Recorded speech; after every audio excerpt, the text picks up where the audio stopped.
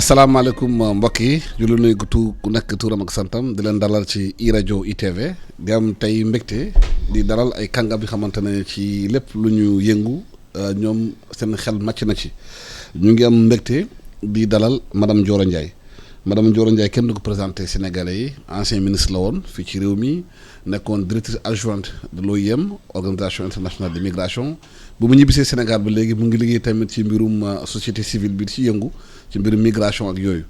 ak kii di Alpha Wali Diallo spécialiste relation internationale la moom tamit ñëpp xam nañu xarañteem ci loolu xam ngeen ne mbas bi bu mu xewee dafa tëj réew yu bëri nag toog seen biir di tënkaat naka la ñu mën a toogaate ci àdduna di xoolaat seen bopp Afrique war a tamit xoolaat boppam ci relation diggante pays africains yi diggante pays international yi parce que bu ñu waxee diplomatie lu bëri xëy na ci diplomatie économique am na sociale am na culturelle am na naka la ñu réew yi war a taxawaatee ci loolu xoolaat seen bu tëggaat nu ñu war a taxawaatee loolu la ñu bëgg a waxtaanee tey ci mbirum boobu madame Ndioro Ndiaye ñu ngi lay nuyu di la sargal di la wax simile ci studio bi yow ak Alpha Wali Diallo naka nga jàngaate léegi mbirum mbas mi naka la Sénégal war a toogaate war a xoolaat boppam ci surtout ci relation internationale entre Sénégal et pays africains yi. ok salaamaaleykum mbokk yi salaamaaleykum Alassane maa ngi lay nuyu di la bëggee di la wax ne que kontaan nañu bi nga ñu boolee ci waxtaan wi tey surtout bi ma àndee nag ak sama deret sama mbokk Alpha pour ñu analyser ensemble li xew mbirum mbas mi je crois que ñun ñëpp dégg nañu gis nañu jàng nañu. yéen journalistes yi rapporté ngeen li ngeen ci xam li ngeen di jëlee ci ñun à l'intérieur du pays comme li ngeen di jëlee à l'extérieur du pays te lépp dafay confirmer dafay dëgëral ne mbas mi ngi fii. mbas mi c'est important. Absolument. mbas mi dafa grave mbas mi dafay reye loolu il faut que ñëpp def ko seen xel ak seen xol. mën ko di ko liggéeyee. comme béréb bu mel ni bi ma ñëwee ba tey maa ngi xool sa collègue yi ak yow ci sa bopp naka ngeen di comporter wu par rapport à ça parce que mesure barrière yi nga xam ne dañ ñu koy wax tout le temps jàngal ñu ko. wax ne que dafa ñuy aar. am na ñoo nga xam ne jëluñu ko au sérieux. Absolument. Je crois que loolu ci li ñu war a wax la parce que bu fekkee ne dañ la ne nangam daf lay aar te yow yaa gisuloo ne am na lu tax lu jar tax nga aaru du sotti. Donc on a un souci foofu. naka la communication bi jàlle naka la ñu li ñu war a wax suñu famille yi suñu communauté naka leen ko war a waxee ba convaincre leen ne ko utiliser gel raxas sa loxo ba mu baax chaque fois plusieurs fois dans la journée amee gel amee sa masque te bañ ko takk n'importe comment takk masque am na dana aare mais takk masque dafa am noo ko war a defee sinon nga def ko ak ñàkk ko def benn la gis nga tout le mouvement femmes yeeg jeunes yi surtout jeunes yi maa ngi ci profiter nuyu waa Revocap nuyu suñu xale yooyu ak am foofu dans tout ce groupe ñëpp dañu am ay initiatives pour jàppale le ministère de la santé je crois que la coordination de suñu action donc de prévention yi et de curation d'ailleurs par le ministère de la santé loolu tam war nañ ci wax ici même su fekkee ne on va parler de géopolitique la géopolitique aussi elle est interne. Absolument. Elle peut être interne donc loolu bëggoon naa ko wax au début ci waxtaan wi mbas mi c'est un problème moi je n'en dors pas. C'est peut-être ma formation, peut-être une déformation professionnelle mais xam nga ku nekk ak sa temps ak sa capacité ak la nga mënoon moi je ne regrette absolument rien et on est nombreux dans ce cas-là il y a des gens qui ont dépassé leur temps bien entendu d'activité mais qui surveillent et qui accompagnent encore nos jeunes troupes qui sont sur le terrain c'est le cas ci mbas mi moi j'ai beaucoup de collègues qui au second degré accompagnent la direction de la prévention par exemple accompagnent les jeunes qui sont créés en groupe communautaire ou les femmes ci seen gox ci seen communauté ñoo nga xam ne soit dañuy distribuer ay masques et encore man même ci distribution masque boobu am naa lu bari lu ma ciy wax mais je ne suis pas contente de la manière dont c'est fait d'abord dafa léppay feeñ da ngay woo télé da ngay woo rajo da ngay tëgg nit ñi ñëw amul non seulement amul sutura mais amul efficacité parce que dañuy gis ne que bu ñu leen joxee masque yi doo seet ñoom 3 ou 4 heures après avec le masque et le masque correctement mis par-dessus le marché da ngay gis à la télévision des gens qui rapportent des activités et qui vous parlent avec un masque juste sur la bouche et le nez dehors ou bien alors le masque en bandoulière je crois que c'est des attitudes à bannir te fokk ñu wax leen ne que warul mel noonu donc Alassane pour camper cela ne nga ma si en géopolitique qu'on va parler oui on a un problème interne d'organisation de coordination et de recherche d'impact de l'activité contre la Covid-19 et il faut réajuster cela au fur et à mesure de manière périodique et systématique chiffres yi ñuy joxe par exemple les taux de létalité ou bien le nombre de morts qu'on a par jour ou bien le nombre de positivité le taux de positivité qu'on a aussi par jour si au second degré ou à côté de cette équipe formidable du ministère de la Santé que tout le monde identifie et connaît et apprécie su fekkoon ne dañu am un accompagnement plus stratégique un peu moins près de l'action mais qui les accompagne qui projette qui identifie les écueils moi je su fekkoon ne aw ma formation santé publique bu ñu ma waxee ne tey on a 8% de positivité alors que hier on en avait 10 et avant-hier on en avait 11 et que peut-être demain on en a 6 eh bien qu'est-ce que ça signifie pour vous et pour les autres qui ne sont pas formés pour savoir ce que ça signifie et surtout qu'est-ce que le gouvernement les personnes yi nga xam ne ñoom ñooy war a décider parce que chiffres yooyu yëpp ay appel ay lecture la ay appel la à la décision pour les personnes concernées est-ce que on peut le ministre de l'Intérieur le ministère de la Santé le ministère de la Femme le ministère de l'Économie et des Finances mën nañu lire à partir de ces chiffres-là l'action que li ngeen di junj lan la xale yi bëgg wax nekk avec un taux de telle nature quelle est l'action gouvernementale qui va aider cette équipe formidable à réussir le processus de prévention dans le pays le processus de curation aussi parce qu'il y a des actes de curation à faire absolument pour sauver les gens et alors il y a beaucoup de petits problèmes même si globalement au niveau national je crois qu'on s'en est bien sorti et on s'en sort bien il faut que nit ñi xam ne que Covid effectivement dafay rey mais Covid li muy rey c'est moins que li palu di rey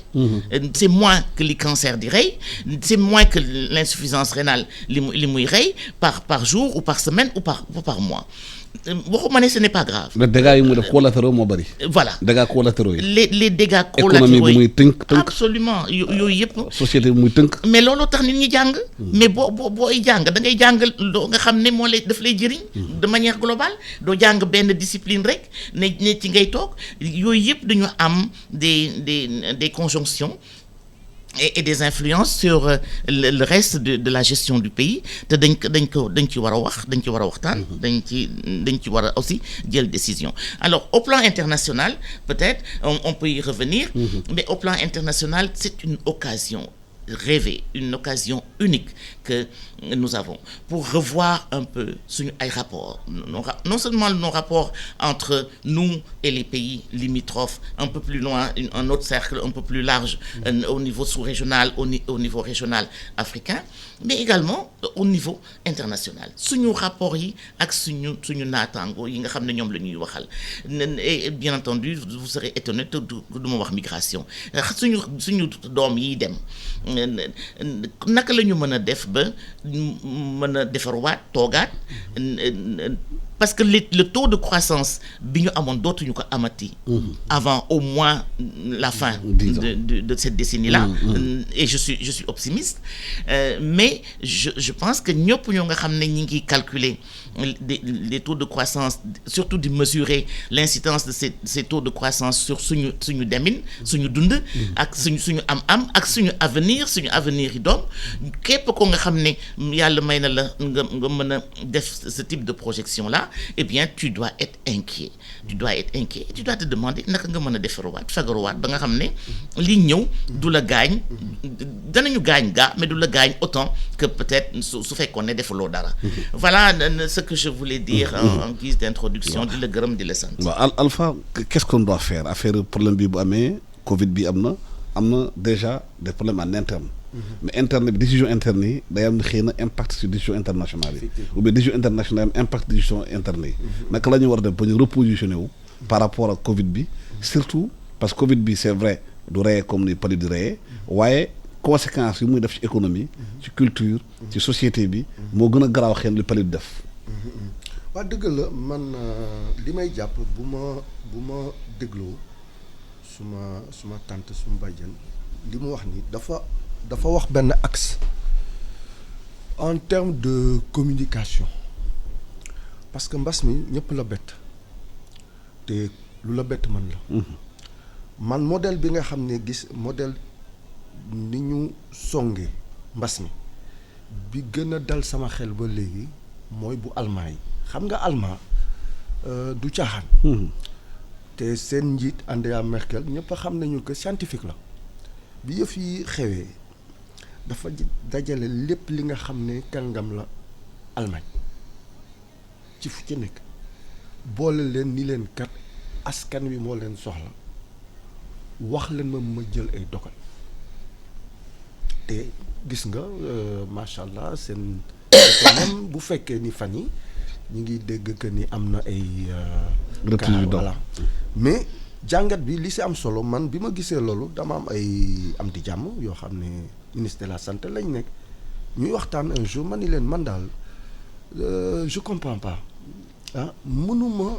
potentialité yi ñu am si dëkk bi fii yëpp parce que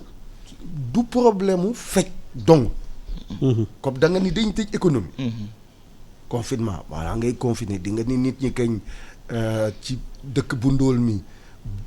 boo leen toogee dina am lii ak lii démarche bi ma gisoon mooy ñu jël kàngam yëpp ku ci nekk fi sa xel màcc ñu dajale leen ku si nekk di jox sa xam-xam naka la ñu war a teertoo mbas mi naka lañ ci war a taxawee parce que loolu mooy problème bi li koy firndeel mooy boo seetee décision yi ku jéggi yëpp jël ministre bi tabaarkalla macha allah jël nañ ko mais relâchement bi ñu constaté bi madame Ndiaye doon wax léegi kooku dafa méngoo xelu askan bi fu ñu toll. xam nga sénégalais boo laalul poosam wala ni ko dinaa la tëj kaso day def nu mu ko neexee indiscipline bi ñuy wax mi ngi ci sénégalais kooku donc bi ma laajtee loolu ñu ni ma loolu am na fii dajal am na benn kuréel boo xam ne. comité scientifique liggéey voilà comité scientifique man ni leen loolu ñu ni ma am na yi ngay wax nii yëpp man leen kon problème de communication maa ngi koy soog a comprendre. te peut-être ñoom defuñu communication de crise parce que communication maa ngi gis suñu gars yi ñu ngi ciy alerter. parce que communication du jël journaliste rek ni ko comme yaa ngi ci biir tu es un bon communicant. communication de loolu. donc dafa am communication de crise kii yaakaar naa bu ñun fii bu ñu gisee ni suñu communauté yi mel li doon gën a am doole moo ñu utiliser ay relais yaa ngi wax REVOCAP bërki démb bi mu jeex ñu ngi wàjj dem màggal autorités yi lu ñu wax nañu bàyyi waa Touba ñu xool sa njëlbeen la ñu waroon def loolu maanaam am na ay réseau yoo xam ne nii ñi nga xam ne en terme de communication mën nañu gaaw awale message boo xam ne nii ba pare accompagner foofu la nag le ministère bi doon ñëwee ak ses techniciens ses spécialistes ànd ak ñooñu koori am ni leen protocole bi lii la lii ak lii la ñoom ñooy xam lu ñuy waxanteeg seen askan. kooku sur le plan interne. boo xoolee waaye fii nag am nañ fi tabax fakala bu ñuy seet à l'échelle africaine jëm nañ ko maintenir waaye comme li ma la wax nii lu bees la te li si gën a am solo muy dafa di virus boo xam ne day changer. dafay muter. day muter. nee nañu tey jii bañ doon xeex bokkatul ak bii beneen seetlu bi. bërki dama dégg sama benn mag assi nekk président fondation Kofi Annan waaw ni septembre ba léegi ñu ngi alerté maa ni bon donc septembre ba léegi war nañu am ay institut de veille sanitaire ak yooyu ñun bi ñuy def fii hommage à Samir Amin mois de février discuter nañ ci boobu Chine la am on en a parlé mais il me semble que am nañu problème daal ak suñu structure de veille sanitaire yi parce que dans la même période avant au mois d'octobre il s'est pas États-Unis Johns Hopkins Institute woote nañu benn waxtaan global pandémique boo xam ne nii ñi yëngatu tey jii ci affaire vaccin yi yéeg ñi ci ñëpp a nga fa woon ñuy waxtaan ni lii bu amee parce que même bu ñu bettee ku am seetlu ñi ngi tudd Bill Gates en 2015 effectivement toog na benn truc international di ni li ñu war a xeex mooy microbe yooyu nga xam ne nii duñ ko gis te bu ñëwee mën na lëmbala ñëpp. waaye xam nga am na ñoo xam ne bu ñuy wax yëf yi day sore ba nga xam ne nii day ni mën nañ toog xaar donc am na volet boobu communication ak volet prévention en termes de veille. veille sanitaire. veille pandémique parce que xam naa kooku dafa bokk ci outils yi nga xam ne ni mooy tax nga fagaru tuuti ça sur le plan interne fii sur le plan international 3 niveaux laa koy jëlee comme ni mu ko waxee pays limitrophes yi suñu mbokk yi ñu seet naka la ñuy def ak ñoom parce que quand même CEDEAO la ñu bokk am ay protocole yoo xam ne ni dañuy ni lépp mën na dugg lépp mën na génn waaye gis nañ sax Europe bi nga xam ne ni ñoom exemple lañu ci intégration mbas mi bi mu ñëwee ku si nekk nee na xaaral ma tëj sama buntu kër ba pare ba xool naka lay taxawee ba pare donc ci premier cercle boobu loolu am na ñu xoolaat naka la ñuy defante Gambie Mauritanie Mali Guinée bi waaw Guinée nga xam ne kooku sax bu ñuy seet ci ay Ebola ak yooyu xeex bi jotoon nañu fatt foofu pour mën a contrôler beneen bi doon à niveau CEDEAO kooku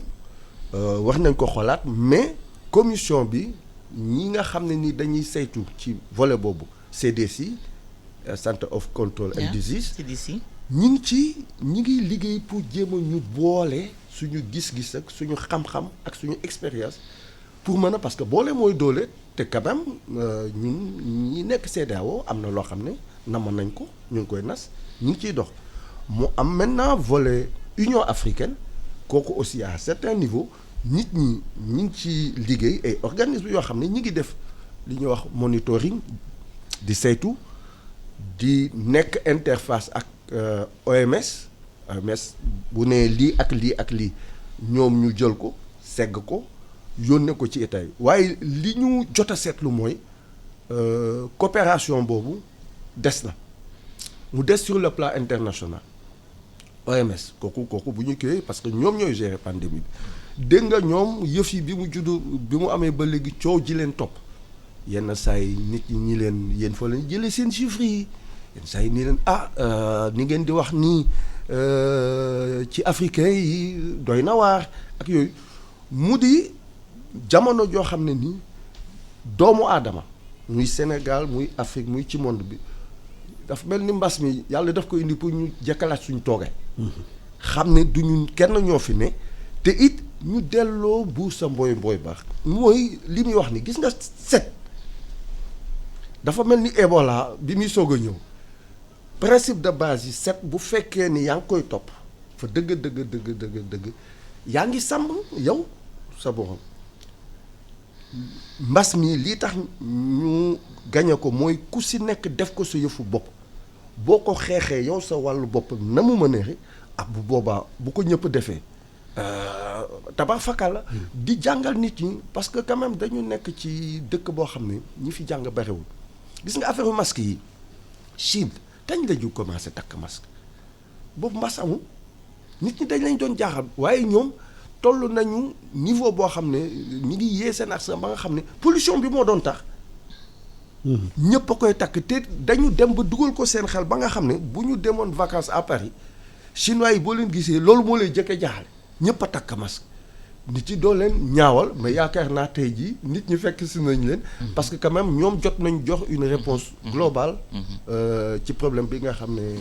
mais madame Dior Ndiaye ñun dañoo constaté Union européenne bi mbas mi amee am na coopération sanitaire am sax yenn malade ñu jël benn dëkk yóbbu ko beneen dëkk Allemagne ak France ak yooyu mais dañoo conseillé CEDEAO ak Union africaine coopération sanitaire bu population sentiruñu ko dafa mel ni CEDEAO dafay toppatoowul réew yi toppatoo seen bopp ku nekk da nga téye sa affaire bopp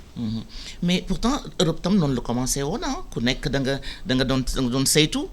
seet sa biir seet sa force seet sa faiblesse c'est en conclusion de cette étude-là de cette analyse-là que la ñu ne kon nañ seet ñi fi ñu am faiblesse ñeneen ñi ci am doole ñëw jàppale ñu et cetera ce qui a amené la coopération entre la France et l'Allemagne entre à l'intérieur des régions françaises même am nañu ci ëpp doole ñeneen dans le système de santé et ils ont pu créer ces ponts-là de coopération mais dama bëggoon rek dellu si avant cela sur la question de la discipline la question interne ici au Sénégal xam nga ñun li ñu xaw gaañ tuuti mooy bi ñu pandémie bi amee bett ñu ko bien entendu comme tout le monde dañu seet davantage les conséquences yi ñu ragaloon ci la ñu gën a focaliser que la pandémie elle-même que la maladie elle-même bu ñuy seet par exemple l'histoire de l'aide na sànq Alpha nee na que bala ngay technique di nga xam ndegem am na lu mu dundeek yooyu et cetera la question des ressources yoo nga xam ne dafa war a nekk dans les familles le gouvernement a essayé de répondre à cela et même d'anticiper à cela pour que ñu bañ leen reprocher ne toppatoowuñu seen citoyen pour ñu mën a xeex ñoom ci seen bopp le virus mais ce qu'on a pu constater c'est que effort boobu ça a été énorme. Il y a eu une concertation aussi globale et assez inclusive, sauf pour les femmes, comme je le répète encore une fois. Je crois qu'on n'a pas assez impliqué les femmes, sinon c'est toujours à la dernière minute qu'on rajoute parce qu'on se rend compte que dans le tableau, elles ne sont pas là. Et dans ces comités de gestion de la pandémie, il y avait de l'espace pour davantage s'occuper de la prévention, prévenir, alerter, y mettre des personnes ou des capacités qui sont susceptibles de secouer la population et nos communautés. Ça n'avait pas été fait. C'est le grand manquant, le volet prévention, anticipation de l'expression de l'épidémie. C'est ce qui manque le plus dans la préparation qu'on a vue sous nos yeux. Ensuite, l'indiscipline de nos populations. Mais ñàkk yaru bi xaw ma ndax yaru laa ko mën a waxee mais en tout cas nga respecter li nga xam ne loolu moo war je crois que ce n'est pas doo offenser doo gaañ wala doo néewal koo nga xam ne da nga koy wax dëgg da nga ko war a wax dëgg da ngay jànn ko mu wax ko dëgg ñun suñu réew dafa changer je n'arrête pas de le dire dama naan chaque fois man pourquoi ñu réagir comme ça mais peut-être aussi parce qu'il y a eu l'éducation gis nga éducation bi li Alpha wax lu mu néew man je crois que dañ ko war a sóoraale bu baax ci li ñuy liggéey loolu am na solo ci réew am na ci solo ci man parce que je pense que foog ñu seet li ñu defagum ci éducation naka la impacté évaluer ko faut que nous évaluer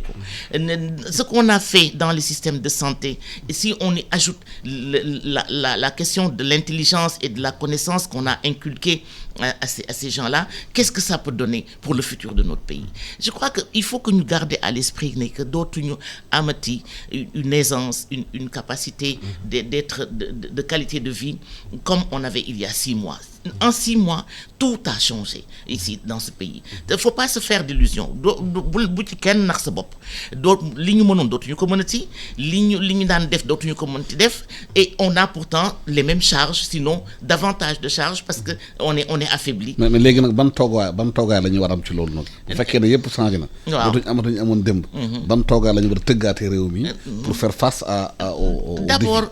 ñu nekk beaucoup plus rigoureux par rapport à nous-mêmes man je crois que man ak yow kenn nekk duñu jullit d'une part. Ensuite kenn du ne gëmuñu suñu ay kilifa kenn du ne yaruñu ñu du dëgg mais su fekkee ne wax dëgg dafa jot da nga ko war a wax même su fekkee ne da ngay jël certaines précautions oratoires ce n'est pas parce que da nga naan que bu leen def regroupement bu leen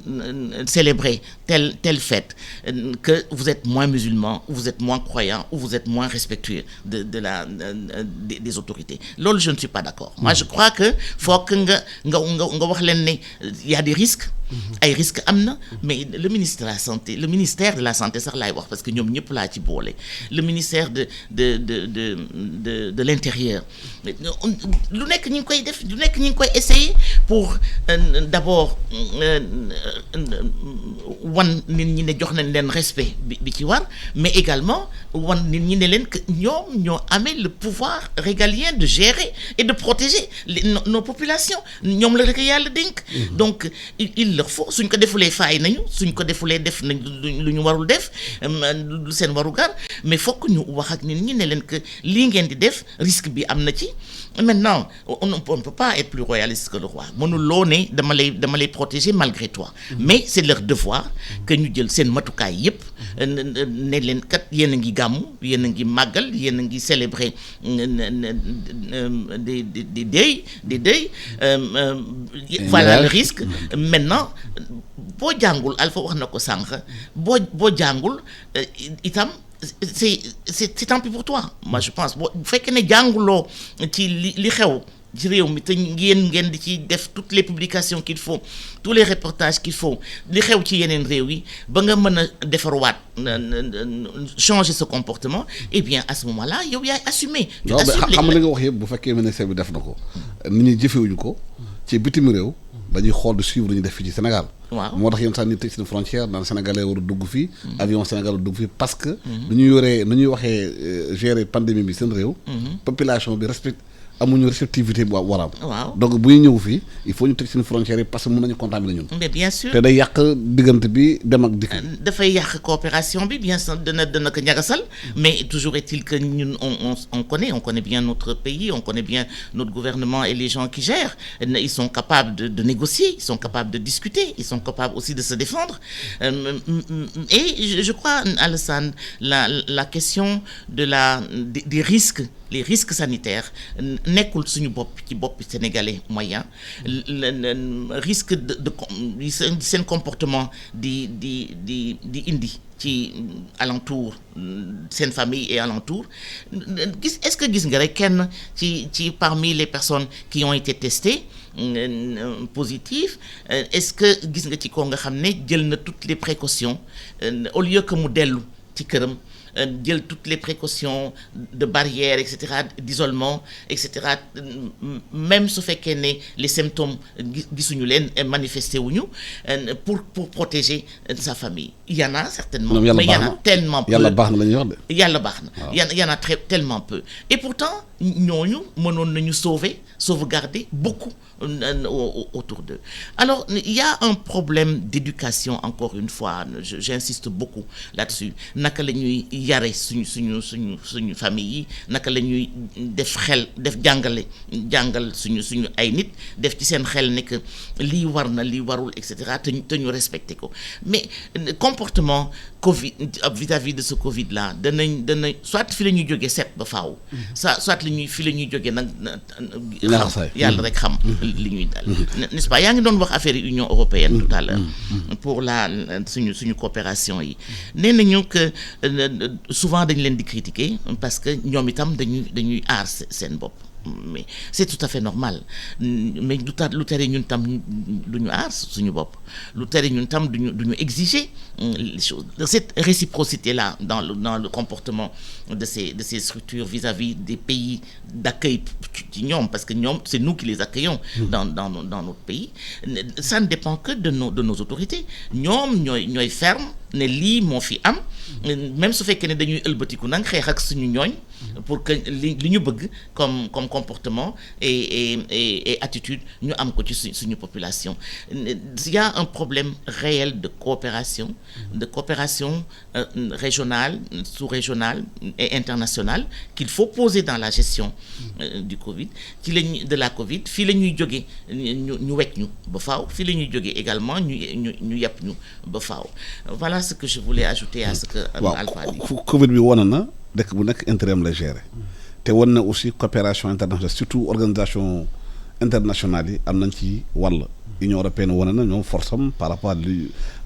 solidarité bu ñu am seen biir waaye sentiruñu CEDEAO sentiruñ bu baax Union africaine ci loolu te surtout ñu ngi dem ci ay projet yu mel ne ay ZLECA ak yooyu yëpp te loolu commerce diggante sax réew yi dafa néew lépp lu ñuy xaar bitim réew lay jóge. Est-ce que Covid du occasion pour changer de curseur? kay change boo xoolee sax fii dama koy jëlee fii ba pare génn foofu boo gisee fii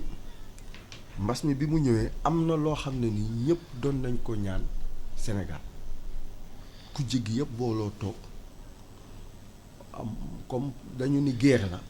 topp si chef de guerre bi maanaam xam nga toog nañ fi ba dëgg doon nañ laajte sax est-ce que opposition am na ñëpp noppi fa dëgg yi ñu wax te it gis nañu comportement boo xam ne njiit bi bañ ko rafalaatee 2019 ba léegi ku nekk a ngi doon ñaan loolu mu recevoir ñëpp ñu toog waxtaan.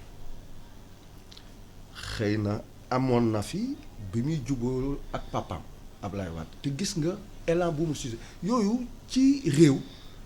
dafay waaw góor day yokk góor parce que dañuy wax nag lu yàqu politiciens yoo ko yàq.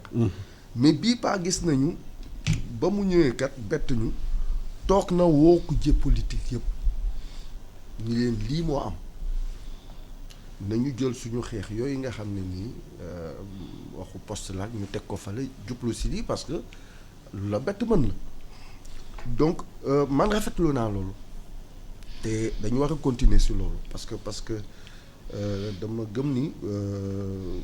bu aslëf amee borom kër gi war na dajale njabootam yëpp ni leen ba keroog may kii daal bés sàngam laay ubbi bés sàngam laay tëj kooku mën na loolu ñëpp topp si waaye loolu ci CEDEAO doon na jafe Alassane xam nga ndax yaa ngi topp agenda CEDEAO mois de novembre ak décembre 2019 bi ñu génn yeneen wax lañ doon wax éco monnaie bi surtout bi Alassane Ouattara xëyee suba def déclaration ni éco UEMOA mu jox suñu biir yow xam nga coow ju bari nit ñi xamuñu parce que dafa am CEDEAO loo xam ne ni ñu ngi koy nas 75 ba léegi communauté de destin boobu ñu koy liggéey te communauté de destin c'est transversal am na domaine santé am na domaine économique am na domaine sport culturel ak yooyu yëpp tëgg nañu yooyu yëpp ba joxe cap nit ñi di si liggéey waaye dañu toll jamono boo xam ne maa ngi koy kii dem CEDEAO ça fait partie des 20 puissances économiques mondiales te ñoo jiitu bu ma juumul sax Suisse ak en termes de potentialité ak yooyu. 300 millions de consommateurs. Et puis on va même aller à 500 millions. C'est. Et puis population yi gën a jeune ci monde bi ñi ngi Afrique ñi gën a jeune ci Afrique ñi ngi CEDEAO bi te booy seet sax niveau intégration ñun SADC lañ ñu fay kiiwal te am na fenn foo xam ne nii. ñoo leen tane. ñoo leen raw. ñoo leen raw. parce que dañu xamul li ñu yor xam nga lu toll loolu. parce que dafa am dualité fii. parce que boo nekkee Sénégal dafay mel ni dañu teg UEMOA pour muy xeex CEDEAO war nañu lever équipe boobu te yaakaar naa ni crise malienne bi may nañu opportunité boobu gis nga maanaam ni ñu ko bëggee saafara sax kilifa yi jubawuñu baax na pour Sénégal baax na pour Sénégal xam nga lu tax boo seetee leadership diplomatique xam nga bi Sénégal amoon am na fi temps yoo xam ne même Nations Unies dañuy xaar toog leen Sénégal positionné wu ba pare parce que doon nañu woon juum si loolu am benn période boo xam ne dafa ruus te ruus bi li tax mooy suñu dëkkandoo yi ñi ñu gisee ma dellu gannaaw tuuti Senghor bi muy quitter le pouvoir de façon pacifique une première en Afrique président africain yu bëri dañ ko mere Abdou Diouf koy wax ñu bare dañ ko ni yaa ngi ñuy booleeg suñu askan yaa ngi ñuy booleeg communauté internationale parce que ñoom si tànku toog ay 50 ans u fait jëm si yàlla ñu ngi doon dund mere na si kii loolu tax ba ñoom ñu am ni ñuy xoole sénégalais sur le plan diplomatique Abdou Diouf ñëw te booy seet si période Abdou Diouf CEDEAO bi la ñu commencé wàññi doole Sénégal ni ngay wàññee nit boobu Nigéria Abacha moo fa nekkoon boobu Blaise Compaoré daaneel na Thomas Sankara ba ñu jox ko commencé doole dafa mel ni dafa am lu ñu tënkoon ni foog ñu wàññi doole Sénégal te it nit ñi doon jàng Houphouët même bu fekkee au sein de l'UEMOA Côte d'Ivoire moo fi gënoon baax économiquement moom si ñun la doon jànge ñun am na lu ñu yàlla mayoon foofu mooy da nga am nañu gis-gis sénégalais day diisoo yaa Cheikh Sadou day diisoo avant muy jël décision donc loolu yëpp am na li gën a tax leadership bi ñu amoon ci CEDEAO li ko ruus ma rappelé la mooy xam nga Guinée-Bissau dañu ni ñun war nañu surveiller Guinée-Bissau ak Gambie te Guinée-Bissau am na fi jamono joo xam ne fa dëgg saa yooyu tëdd dëgg benn président boo xëyee suba ñu ni dee na donc Sénégal obligé comme ñi ngi amoon problème MFDC te nekkoon na base arrière foofu ñu ni dañuy dem foofu régler loolu ba pare biñ koy jël amana ñun suñu intérêt la ñu xool waaye dañu bokkoon CEDEAO te tayo ECOMOG am na ñu dem ba ñu demee yëf yi xaw a tàkkarnaase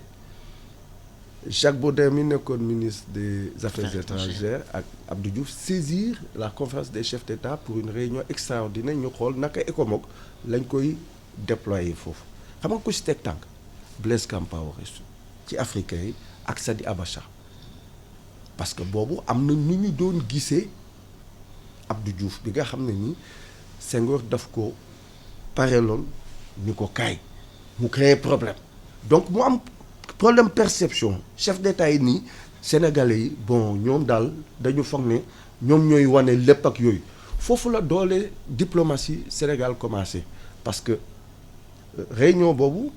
bi Abdou Diouf ne dama bëgg ECOMOG dem fa dañ ko def une fin de non recevoir ni ko comme da ngeen bëgg wane que puissance militaire ngeen mën ngeen ko régler seen bopp parce que tàgguwulee ñu résoudre leen ko seen problème Blaise Compaoré di matt di ëff l'histoire va se répéter dinaa ñëw si loolu ñu dem ñu traverser suñu am nañu fii benn période boo xam ne dañu demoon ba yëpp ñu li ko may doole mooy alternance su 2000 bi ñu wane ci monde bi yëpp que mën nañu loolu kenn mësuloon xalaat que ni PS mën na ñàkk pouvoir fii ñu def ko démocratiquement kooku suqaliwaat diplomatie sénégalaise boo seetee Ablaye Wade bi bu ñëwee am na taxawaay boo xam ne boobu maay ak sud-africains yi si la NEPAD yi te NEPAD Ablaye Wade bu doon wax ñoom Thabo Mbeki yi ñëpp dañ koy déglu am na xam-xam kii li muy wax plan Oméga bi mu ko génnee fekk ñun boobu j'étais du côté sud-africain ñu ngi liggéey ci Renaissance Plan Thabo Mbeki Olusegun Obasanjo mais affaire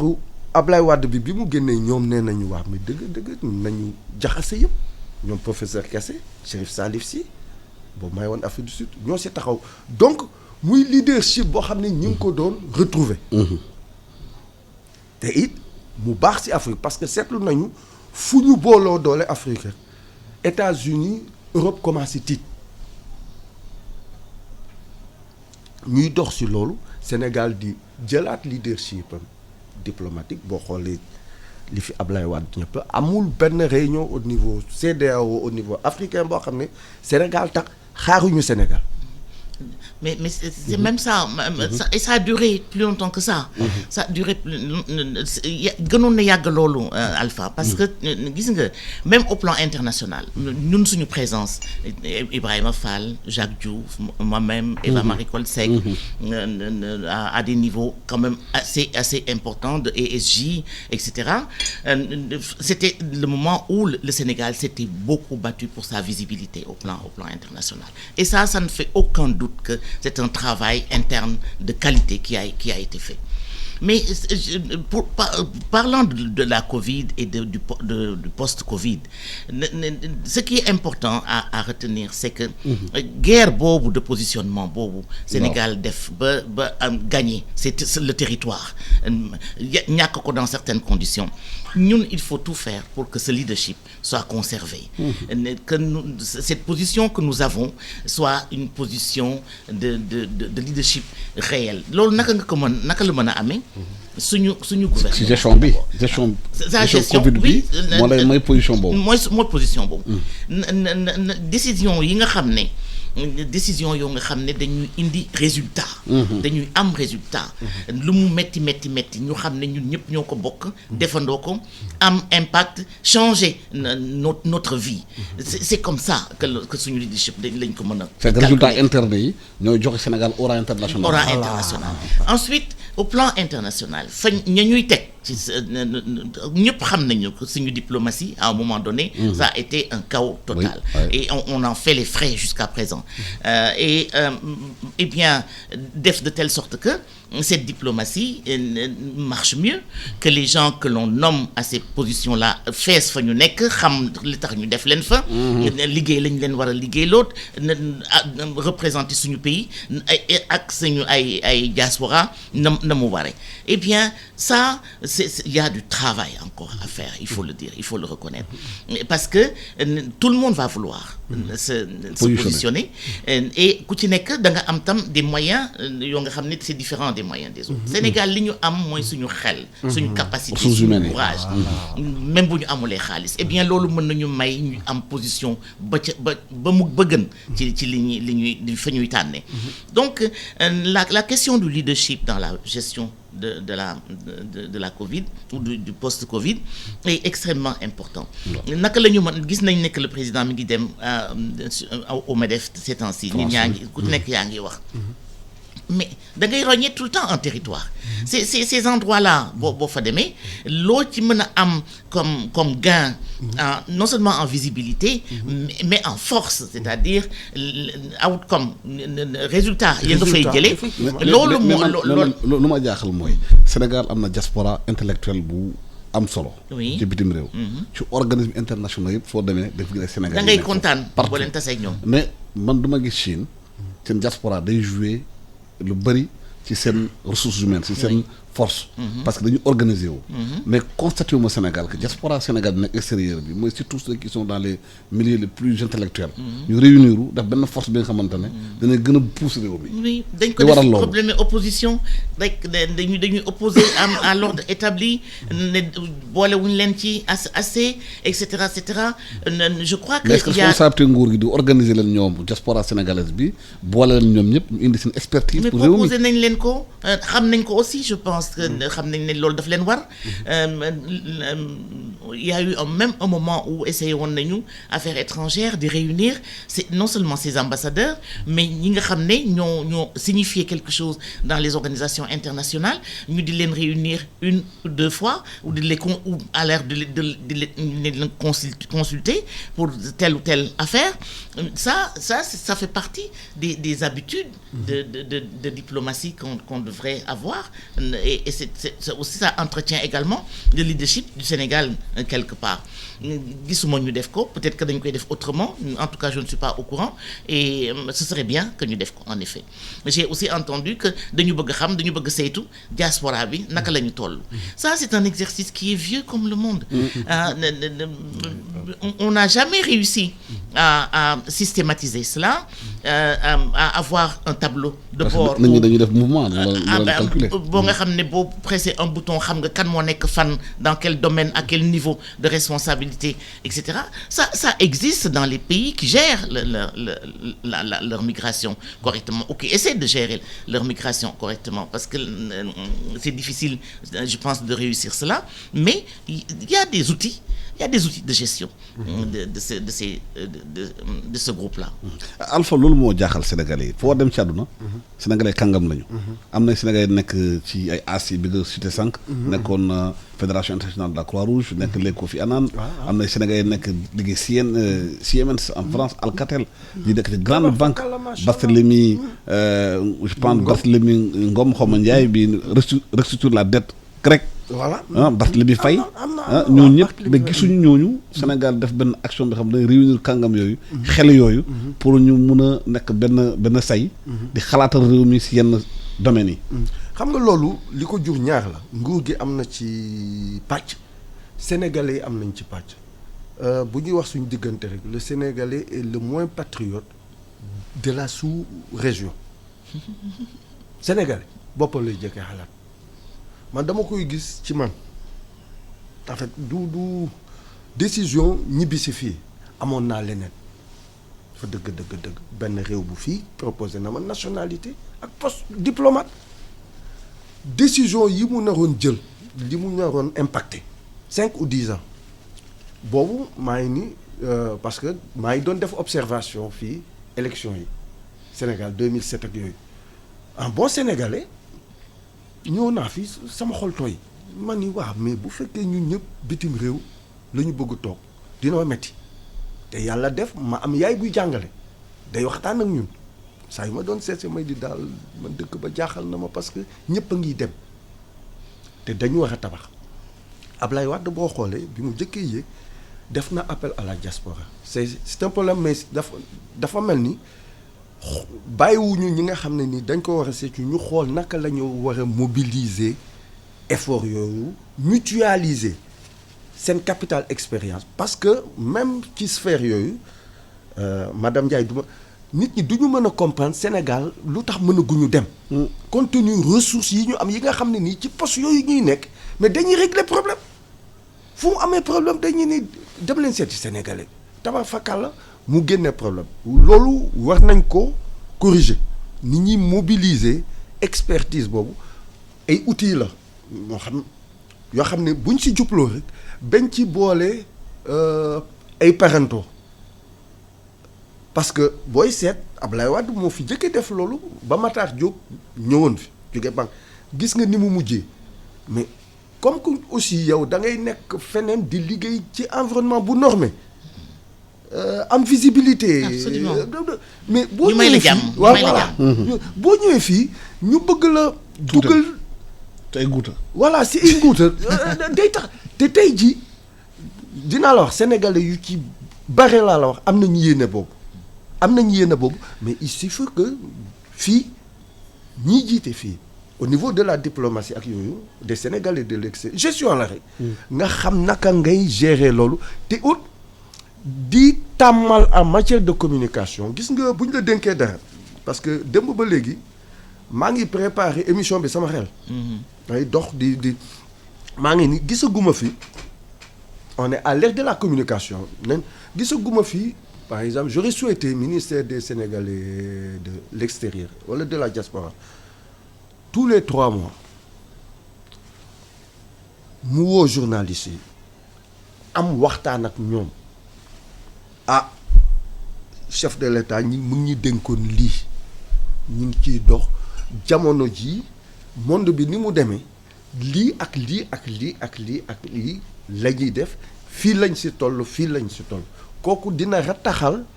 communication te dina tax ñi nekk bitim réew yooyu yëpp dinañ koy déglu mën a positionner xool ku ci nekk fi nga mën a intervenir pour indi sa xam-xam bu tuut boobu nga xam ne bëgg nga ko mettre au service suñu dëkk. justement madame la ministre te fii gis nañ diaspora Sénégal du mu amee doole bitim réew diaspora Sénégal booy wax rek doo xalaat seulement ay France ak Europe am na aussi diaspora Sénégal bu nekk Afrique. nekk dans des positions aussi importantes en Afrique. est-ce que jotul xeex bi ñu nekk nii ak pandémie kenn xamul kan lay dem. réew bu nekk mu ngi xool force am. ñu regrouper diaspora boobu. gën a am seen xalaat gën a indi seen doole. nañu jàppale réew mi. Oui, bien sûr. J'espère que le ministre en charge de la diaspora ñu déglu te danañu dégg également mën na ko def parce qu'il en a la capacité, il en a aussi le pouvoir de le faire. Mais il faut absolument que organisation bi ñu teg ko en place. Je veux dire que la décision d'organiser les choses. Il faut que ñu jël ko. mënuñu ko di reporter rek. surtout à la faveur de conjonctions politiques. li yàq ce domaine-là comme li yàq beaucoup de domaines dans nos pays en développement et en particulier dans le mien. C'est la question de la rigueur dans le suivi. nga xam ne am nga une planification stratégique bien déterminée am sa force des piliers yoo nga xam ne ñoo lay dimbali ñoo la war a dimbali nga identifier leen boole leen et boole leen correctement ñu jël seen matukaay ñoom itam ñëpp pour mën la accompagner pour que ngeen mën a mettre en œuvre li ngeen décider. C'est ça qui manque, c'est ça qui cette rigueur waxuma dans les conceptions parce que on est tellement intelligent machallah que dans l'action la rigueur dans l'action le suivi évaluation la reddition de comptes nit ñi bu ñu waree wax quelque chose ñu wax ko ne nii lay demee mais toujours dañu da ngay am des arrière-pensées parce que dañu naan am na lu muy nëbb am na lu mu waxul boo demee sàcc na tout le monde est omnibulé sur la non-conformité des choses. C'est ce qui est anormal dans ce pays. Ça nous plombe. C'est un boulet qu'on a au pied. Il faudrait qu'on se débarrasse de cela. nit boo ko nommé wala nga jox ko teranga mu war ko bokk ak ñeneen bu ko bokkee ak ñeneen ku ci nekk da nga am un devoir de reddition de compte pour que yow nga mën a teg loxo ci loxo ki la dénkoon liggéey bi quelque chose. Ça manque. Cette rigueur-là, cette transparence-là qu'on doit avoir dans toutes les étapes de nos démarches régaliennes. Ça, on n'arrive pas à l'avoir. Sinon, c'est des cercles. Da ngay def ay cercles. ou kii de bu leen ko ci boole kii bokkul ci ñun. kii nangam ak nangam ak nangam. république bi ñun ñëpp ñoo ko bokk. il faut que ñu xam ne ko muy yow di Alpha di man di ñoo nga xam ne ñoo gën a jeune encore surtout les jeunes. ce pays leur appartient et ce pays du mel neneen lu dul ñoom ni ñu bëgg mu mel. donc ku ci nekk da nga war a fippu joxe sa wàll ci waar wi et Dieu sait que c'est énorme. Moi li ma bëggoon wax à propos de la coopération internationale Samba, c'est que on ne peut pas non plus continuer à gérer nos relations avec les pays surtout limitrophes.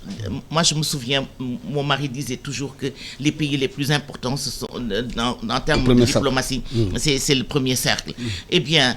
pourquoi, comme on a dit, la Guinée, le Mali, la Gambie, le Burkina Faso, tous ces pays qui arrivent, qui sont avec nous et qui ont une impulsion